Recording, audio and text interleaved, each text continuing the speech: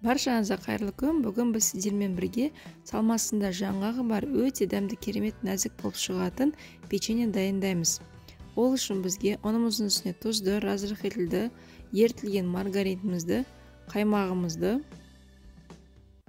және жұмқан сары уызын салып, қамырымызды илейміз.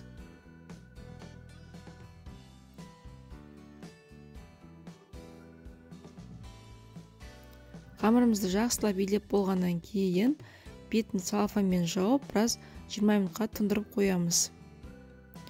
Осы кезде салмасын дайындаймыз. Ол үшін алдын ала ұсақталған жаңғақтың үстіне қантымызды, жұмыртқаның ақ уызын салып, жақсылап тұрып араластырамыз. Енді дайын болған қамырымызды алып бірнеше бөліктерге бөліп аламыз. Мен дәл осы қамырды 5 бөлікке бөлдім.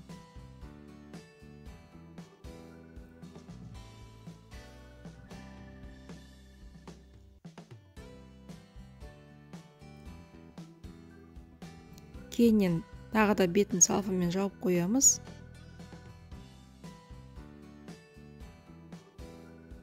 Бес минуттан кейін алып қамырымызды жая береміз. Қамырымызды шұқайтып жаямыз.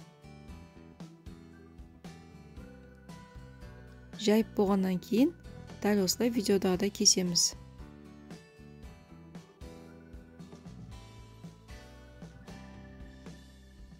Енді әр қамырымызды жеке-жеке алып, ішіне салмасын салып, печеньемізді ораймыз.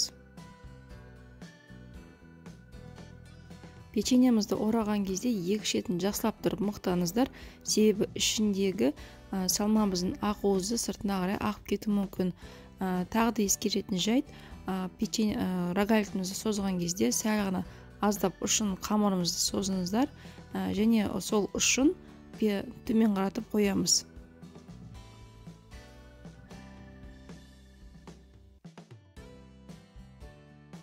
Бұл печеньенің бірнеше атауы бар. Ореховые трубочки, сигаретки, не болмаса печенье с ореховой начинкой деп те атай береді. Және де достар, егер сіздер менің каналыма тіркелмеген болсаңыздар, каналыма тіркеліп, қоңыраушаны басып қойды ұмытпаңыздар. Өйткені қоңыраушаны басқан жағдайда алда шығатын жаңа видеоларды сіз ең бірінші болып көретін боласыз.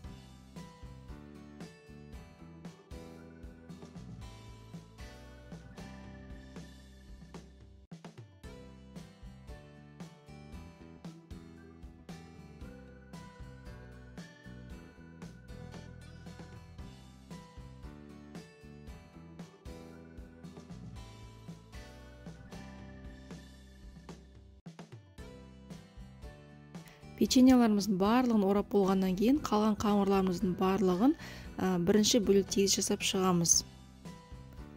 Дайын болған печеньеларымызды мен тефлон көптің үстіне қойып шықтым. Сіздер пергамент қағазын пайдалансаңыздар болады.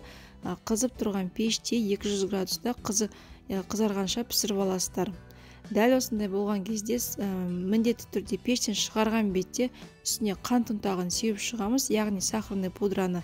Ыстық кезінде сахарный пудра жақсы сіңеді.